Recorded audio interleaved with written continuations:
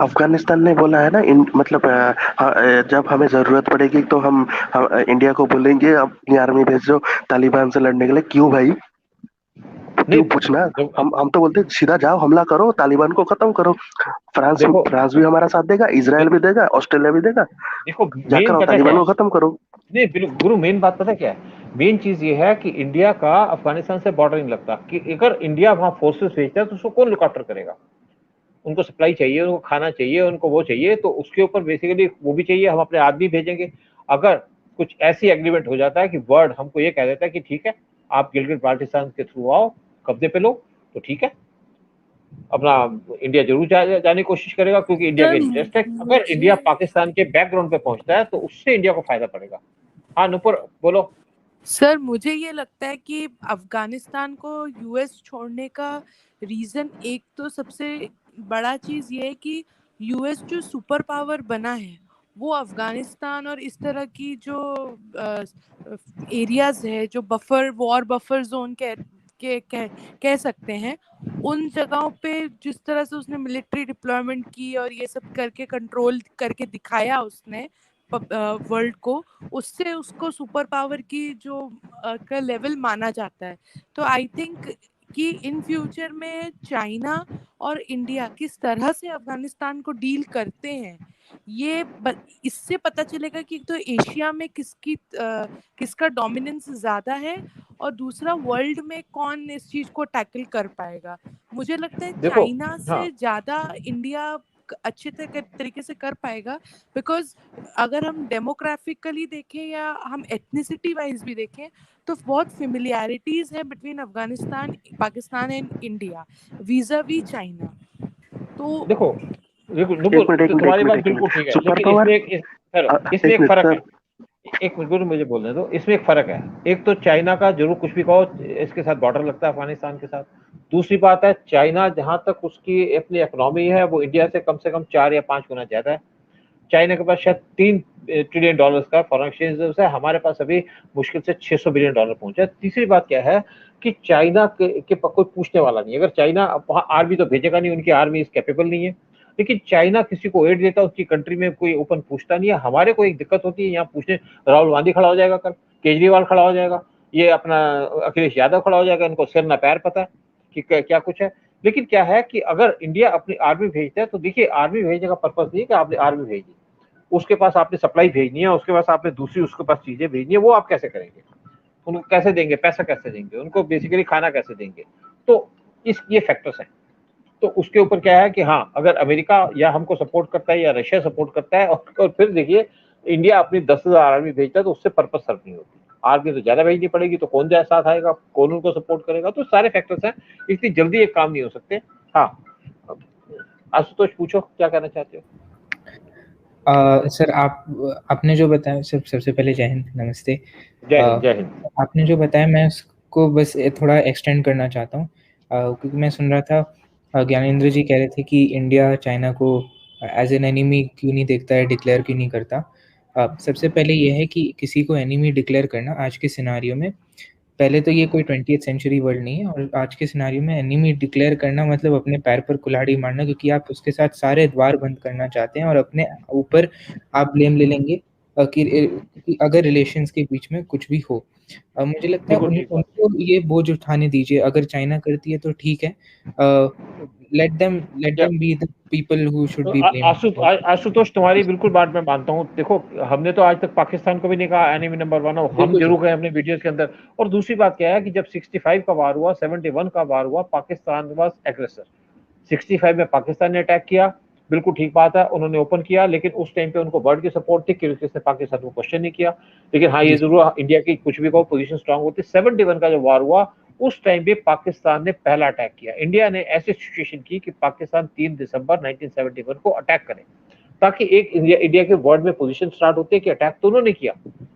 जी बाकी सर। हम ठीक है, हम अंदर से काम कर रहे थे, तो बिल्कुल ठीक बात है कि, और हम किसी को नहीं कह सकते कि हमारा एनिमी नंबर 1 है।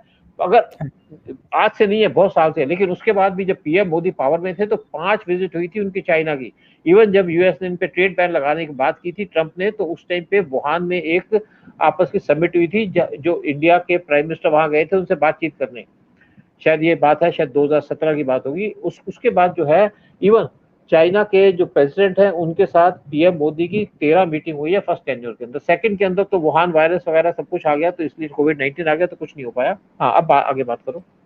जी सर, और क्योंकि वैसे भी सर हाइब्रिड वॉर की एज है, एक चीज़ ये भी इम्पोर्टेंट है कि आप किसी को एज एन एनिमी डिक्लेयर नहीं करें और फिर भी एज एन एनिमी ट्रीट करें, ज़्यादा लाभदायक है। और एक पॉइंट इंटेलिजेंस का भी आता है, क्योंकि मान लीजिए किसी ने किसी को एज एन एनिमी डिक्लेयर कर दिया, तो आपकी ज़्यादा स्क्रूटनी होगी।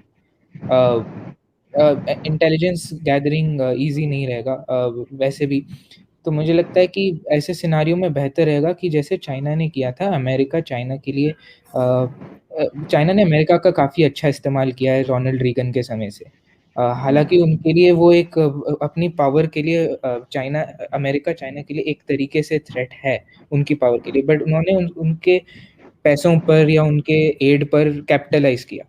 तो मुझे लगता है कि अभी स्मार्ट खेलना ज़्यादा ज़रूरी है। जहाँ तक देखो अफ़गानिस्तान में कह रहे थे देखो बेसिकली क्या है कि कोई भी किसी कंट्री को एनिमी नहीं कहता, किसी ने कहा नहीं। बिल्कुल। अब और इवन अगर रशिया का और यूएसएसआर का और अमेरिका कोल्ड वॉर चलता तो एनिमी कोई नहीं कहता, तो बात तो करनी पड़ती है।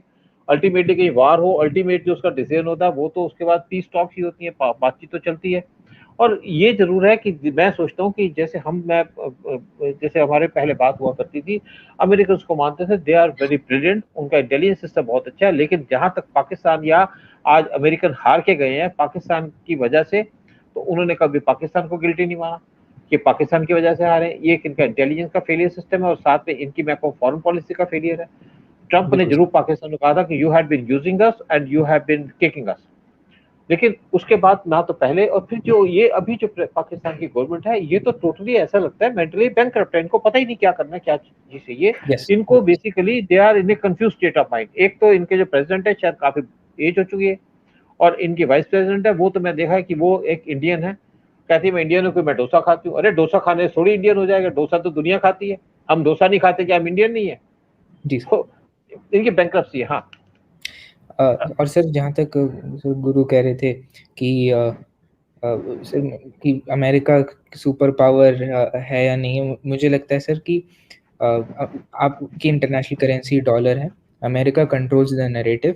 अमेरिका आज भी रिजीम चेंज करने की कोशिश करता है, ताकत रखता है। और आज भी सर उनकी फॉरेन पॉलिसी दुनिया में मानी जाती है और यूएन में भी उनकी बात काफ़ी स्ट्रांगली रखी जाती है। तो ऐसी बात नहीं है, जो नैरेटिव्स कंट्रोल करता है अल्टीमेटली वही सुपर पावर है। नहीं देखो, सुपर पावर माना जाए तो एक सिर्फ अमेरिका है, और अमेरिका एक ऐसी कंट्री है जिसके पास ब्लू वाटर नेवी है। ब्लू वाटर नेवी ये है कि वो किसी का बहुत देर तक सी में रह सकते हैं। चाइना कोई ब्लू वाटर नेवी नहीं है। और जहां तक अमेरिका की बात करते हैं, ठीक है उनके बेसेस हैं, लेकिन बेस के साथ साथ एक अमेरिका ऐसी कंट्री है जिसके पास 11 एयरक्राफ्ट कैरियर है, 11 एयरक्राफ्ट कैरियर, जिसमें एक एक एयरक्राफ्ट के कैरियर के अंदर 100 उनके एयरक्राफ्ट रहते हैं। हमारे पास जो एयरक्राफ्ट कैरियर है उसमें 30 के करीब प्लेन्स है। चाइना का 2 एयरक्राफ्ट कैरियर है, लियोनिंग जो है वो एक लियोनिंग है और वो कोई उनको एक्सपीरियंस भी नहीं है। साथ में किसी कंट्री के पास 2 से ऊपर इस टाइम पे एयरक्राफ्ट कैरियर नहीं है, जिसमें से एक चाइना लगा लो, इंडिया का सेकंड बन रहा है।